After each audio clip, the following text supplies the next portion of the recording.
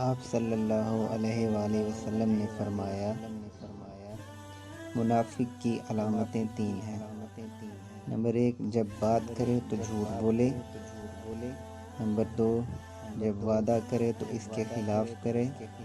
और नंबर 3, जब इसको अमीन बनाया जाए तो उसमें खयानत करे। बुखारी शरीफ हदीस नंबर 33।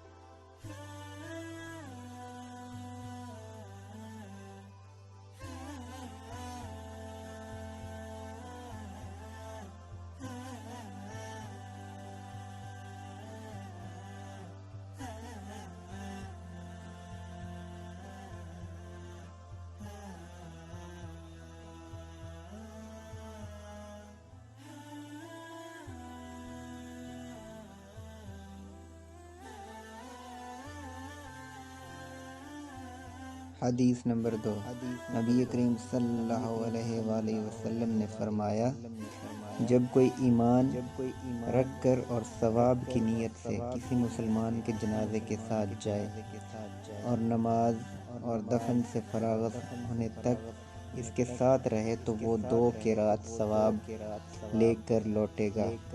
हर क़िरात इतना बड़ा होगा जैसे उहद का पहाड़। और जो शख्स जनाजे पर नमाज पढ़कर दफन करने से पहले लौट जाए तो 1 क़िरात सवाब कर लौटेगा। रूह के साथ इस हदीस को हज़रत उस्मान मौज़िन ने भी रिवायत किया है।